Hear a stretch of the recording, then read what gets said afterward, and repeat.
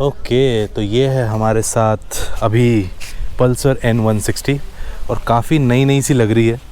तो पिछली वीडियो में कुछ हालत ख़राब थी, जिन लोगों ने वो वीडियो देखी होगी वो जान रहे होंगे। बहुत ही ज़्यादा बुरी हालत थी, ऐसी हालत थी कि यहाँ पे पूरी मोरंग फंसी हुई थी भाई, मतलब मोरंग बैठी हुई थी। अभी भी देखो मोरंग के टुकड़े निकल रहे हैं धीरे धीरे, इतनी सफाई होने के बाद भी। खैर, hello everyone, welcome back to the channel. और आज हम फिर से आ चुके हैं पल्सर N160 के साथ। इस गाड़ी की हो चुकी है सेकंड सर्विस। इस गाड़ी की हो चुकी है अब सेकंड सर्विस और हम देखने वाले हैं इसका एक्सपीरियंस और क्या क्या इश्यूज़ इसमें आ रहे हैं। कई सारे इश्यूज़ आए ओनर को। तो फिर से हमारे साथ हैं Pandey ji, welcome back again. Hello everyone. तो पांडे जी अपना बिल तैयार लेके बैठे हुए हैं बेसब्री से दिखाने के लिए कि कितना खर्चा है second service after that long trip. तो पांडे जी कितना खर्चा है भाई? टोटल बिल का जो अमाउंट है वो तो 398 है। अच्छा। बट एक्चुअल में सर्विस कॉस्ट सिर्फ 150 रुपये है, जो कि ऑयल टॉपअप का होता है। अच्छा। तो 150 रुपये वो था। देन ये जो स्टेनर आपको दिखा रहा है इसको 49 रुपीज़ से मुझे नहीं देना था। ये क्या है ये भी मैं बताऊंगा। वो लिखा हुआ है 50 रुपये रिफंड। प्लस ये जो स्प्रे तो मैंने अपने आप से लिया था, चेन स्प्रे, क्योंकि आप जब कंपनी से लुब्रिकेशन कराते हो 100 रुपये एट अ टाइम चार्ज करते हैं। और स्प्रे अगर आप लेते हो तो 3-4 बार वो यूज़ हो जाता है। तो आपको मतलब 200 रुपये में आप 400 रुपये का काम आप कर सकते हो। और कंपनी वाले ने भी उसी से स्प्रे किया था, क्योंकि अगर वो अपने आप करते तो 100 रुपये उसका अलग से लेते। तो मैंने कहा एक काम करो, मैं ले लेता हूँ, तो मुझे स्प्रे करो, फिर मुझे दे देना, तो मैं 3 बार और कर लूँगा। तो 100 रुपये मैंने वहाँ बचा लिए। तुमने बनिया वाला दिमाग लगाया। और फिर ये ट्रिप से आया था, गंदी थी, मैंने कहा सर्विसिंग में जाऊँगा, वॉशिंग कराऊंगा, 50-60 रुपये वो अलग से वो भी बच जाएंगे मेरे। तो इसलिए मैंने तो धुला नहीं रहा था। तो सर्विस की ड्यू हो ही गई थी। तो भाई काफ़ी सारे इश्यूज़ थे और ट्रिप के टाइम पे मेरे को डर भी था इस चीज़ का। कुछ इश्यूज़ तो खैर पहले भी रिजॉल्व हुए थे, बट जैसे कि इंजन लाइट आ रही थी, आई थिंक पहले भी मैंने बताया होगा कि इंजन लाइट आ रही थी। एंड उसमें उस टाइम पे इन्होंने इसका सेंसर चेंज किया था, वो आना बंद हो गई थी। इन्होंने फ्यूल पंप वगैरह भी खोला था, एक बार चेक किया था फ्यूल पंप यहाँ पर से कि वो भाई उसमें रिले होता है जो कि एक बार में 200 ml कुछ ऑयल इंजेक्ट करता है, तो वो प्रॉपर्ली वर्क कर रहा था। और खैर वो इंजन लाइट का इशू तो रिजॉल्व हो गया था। उसके बाद आई एक और नई लाइट जो मैंने आज तक किसी वीडियो में नहीं देखी। वो थी भाई ये ऑयल प्रेशर की लाइट। ऑयल प्रेशर तो मुझे बाद में पता लगा इसको ऑयल प्रेशर बोलते हैं। हाँ, ये हमने कहा भाई वो लाल लाइट आ रही है, उसके मैं गया, बोले काहे की होती, बोल दिया ऑयल प्रेशर की होती है। फिर मैंने भी थोड़ा बहुत पढ़ा। तो एक्चुअली में अगर आप ऑयल प्रेशर के बारे में थोड़ा पढ़ोगे तो ऐसा होता है कि इंजन सीज हो जाएगा, ऑयल प्रेशर की लाइट आ रही है, मतलब क्योंकि फिर वो इंजन में प्रॉब्लम आ रही है। मैंने उनसे पूछा क्या दिक्कत है, तो उन्होंने बोला कि इसमें स्टेनर में कचरा है, मतलब कचरा आ गया उससे ये आ रही है। मैंने कहा आया कैसे कचरा, क्योंकि वो तो पूरी यूनिट सीज रहती है, फिल्टर तो अंदर लगा होता है। बोले वो ऑयल से आ जाता है। मैंने कहा ऑयल गंदा डाल दिए थे क्या? मतलब यूज ऑयल डाल दिए थे क्या? खैर ऑयल तो मैं अपने सामने डलवाता, तो खैर वो तो मजाक का पार्ट था। बोले नहीं आपने तेज़ चलाई होगी। मैंने कहा तेज़ नहीं चलाऊंगा तो धीमे चलाऊंगा। बोले नहीं हमने एकदम से खींच दिया होगा। मैंने कहा गजब, एक से बार का एक पीछे मारे जा रहे हो, एक से भाई 160 cc की बाइक ले लिया, इसीलिए लिया ना कि एकदम से खींच सके। बोले नहीं वो हो जाता। मैंने कहा अच्छा करना क्या है, तो बोले ऑयल स्टेनर चेंज होगा। मैंने कहा अच्छा। मैंने कहा कि वैसे कितने टाइम पे चेंज होता है? बोलता है इतनी जल्दी होता तो नहीं, बट इसमें इशू आ गया। मैंने कहा कितनी बार ये और इशू आएगा? बोले ये तो हम नहीं कह सकते हैं। खैर उसके बाद मैंने बोला कितना पैसा पड़ेगा? बोले कि 50 रुपये पड़ेगा। तो आई वॉज लाइक कि क्यों पड़ेगा, क्योंकि वारंटी में अभी तो एक्सटेंडेड वारंटी भी ले रखी है, और फिर वारंटी किस बात के पैसे पड़ नहीं है।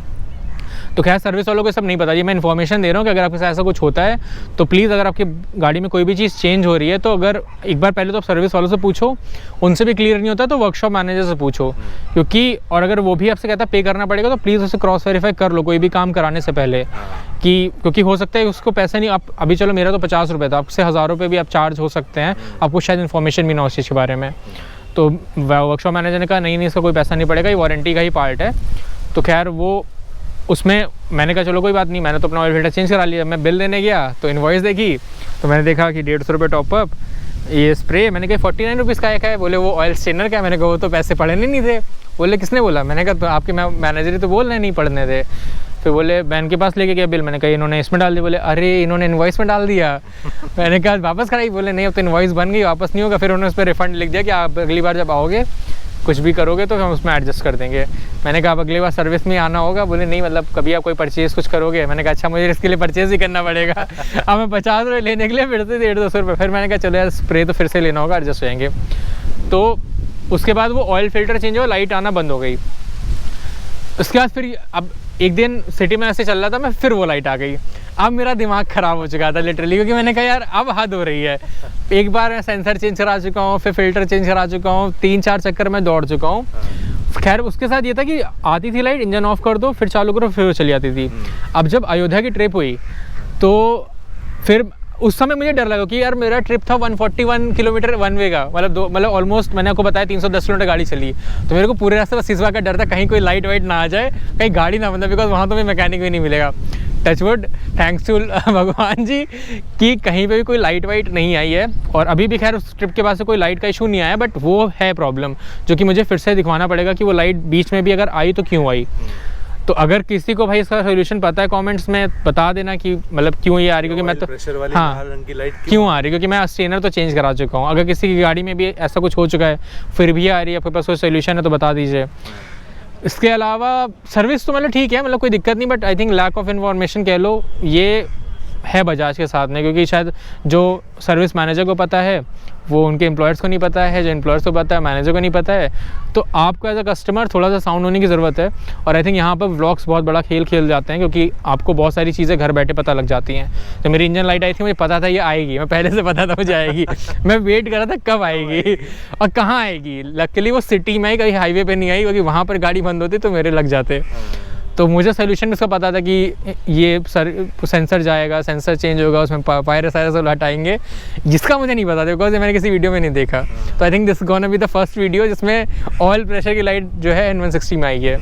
और सोल्यूशन रिजॉल्व होने के बाद में भी आ ही रही है अभी तक, तो देखते हैं दोबारा कब आती है। लेकिन अच्छी बात ये रही कि तुमने इतनी बड़ी ट्रिप मारी और उसमें तुम्हारी ये लाइट नहीं आई। हाँ ये एक बहुत बड़ा बहुत। और मैंने जहाँ पे मैंने 100 की स्पीड बाइक चलाई है, जैसे उन्होंने बोला आप ज़्यादा तेज़ खींच देते हो, तो वहाँ तो मैंने बहुत खींचा, लेकिन कहीं पे भी कोई लाइट नहीं है। और हर सिचुएशन में चले, गर्मी में बारिश में कुछ नहीं आया। तो मतलब आई थिंक किस्मत ही अच्छी थी, क्योंकि वहाँ ऐसा कुछ होता तो दिक्कत हो जाती। वहाँ पे बहुत दिक्कत होती तुमको।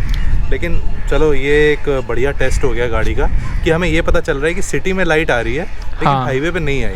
तो अब तुम ये देखना कि सिटी में 1 महीना चला के देखो कि लाइट आती है कि नहीं। मुझे लगता है कि हो सकता है वेदर का इम्पैक्ट हो, बट देखते हैं क्या होता है। बाकी हमें भाई व्यूअर्स सभी लोग, अगर आप लोगों में किसी को भी एक्सपीरियंस हो इसका तो कमेंट करो, बताओ कि ऑयल प्रेशर की लाइट आई है कि नहीं आई है और आपने रेजोल्यूशन के लिए क्या किया। तो पांडे जी कुल मिला के अभी बाइक कितनी चल चुकी है पहले ये दिखा लेते हैं यूएस को। 4000 कुछ बताया था तुमने। उस ट्रिप के बाद ये कुछ 4000 क्रॉस कर गई थी। 4068 चल चुकी है। 4068 कितना माइलेज निकाल ले रहे हो पांडे जी? यार टैंक टू टैंक हमने पहले भी कर रखा है वीडियो में, जब 48 का था उससे माइलेज बढ़ ही गया, बिकॉज उस समय MID भी 48 ही शो करती थी जब हमने निकाला था।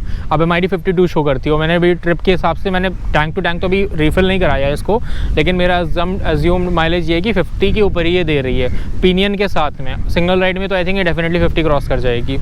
तो मेरे को 50 का माइलेज आराम से मिल रहा है, उसमें कोई इशू नहीं है। माइलेज अगर 2 लोग बैठे हैं तो 50 का माइलेज मिल रहा है आराम से। अच्छा और 80-90 की क्रूजिंग स्पीड पे मिल रहा है मुझे। और मैं तमीज़ से जाऊँ आई थिंक उससे ज़्यादा दे देगी। अगर तुम 60-70 पे चलाते हैं तो क्या पता 60 निकाल देती है। हाँ, MID इसका जो रियल टाइम फ्यूल इकोनॉमी वो 58-60 दिखाता है अगर आप उसको धीरे चला रहे हो तो। अब वो मेरे को टेस्ट करना पड़ेगा एक्चुअल में कि कितना दे रहा है।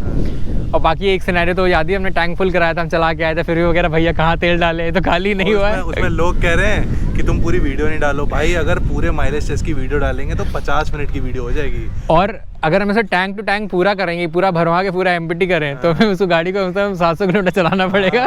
उसकी कौन चलाएगा भाई इतनी? 700 किलोमीटर की वीडियो कौन देखेगा पहले बताओ। एंड में लोग स्किप करके वही देखेंगे। और I am not the one जो 1 लीटर तेल डाला के उसको जलाए, क्योंकि यार ये इंजन उसके लिए नहीं बने हुए हैं। इंजन से भाई हाँ, तो एक्सपेरिमेंट करना ही नहीं चाहिए। मेरे को स्ट्रिक्टली बोला था गाड़ी लेते टाइम कि इसका लास्ट पेट्रोल का जो पॉइंटर है वो ब्लिंक नहीं होना चाहिए। आपको इतना फ्यूल उसमें रखना है, मतलब मिनिमम 3 लीटर फ्यूल होना चाहिए। तो वो मैं मेंटेन करके चलता हूँ, उतना उससे नीचे नहीं जाने देता हूँ। मैं उसके बारे में बता दूँ क्योंकि मेरी बाइक भी वही है, पल्सर RS 200।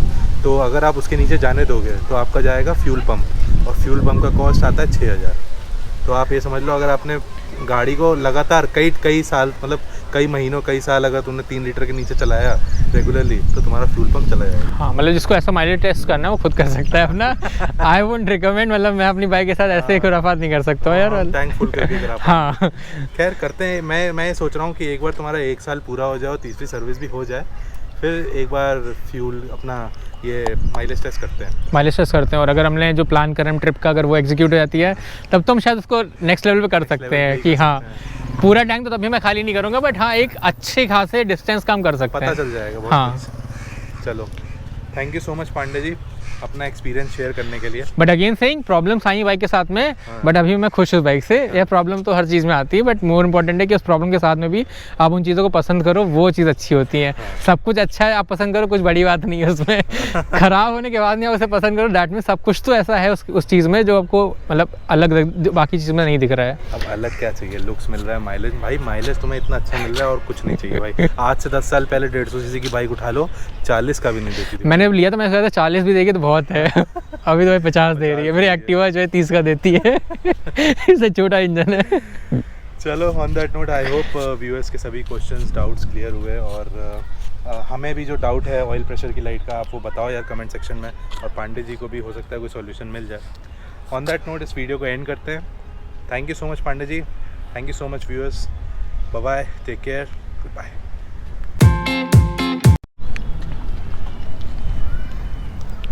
बाल सही है ना मेरे? यस। ठीक है ना, चंपू तो नहीं लग रहा? नहीं नहीं नहीं, तुम ही अपना, अरे वो भाई मेरे ऊपर नहीं जाएंगे बाल, वो तुम्हारे सही में नहीं जा रहे, ऊपर ही नहीं जा रहे। फोटो वोटो में तो ऊपर चले जाते हैं। बड़े हो गए ना ज़्यादा, ज़रूरत से इसलिए नहीं आ रहा। कितने बड़े हो गए भाई? एक उंगली के बराबर है।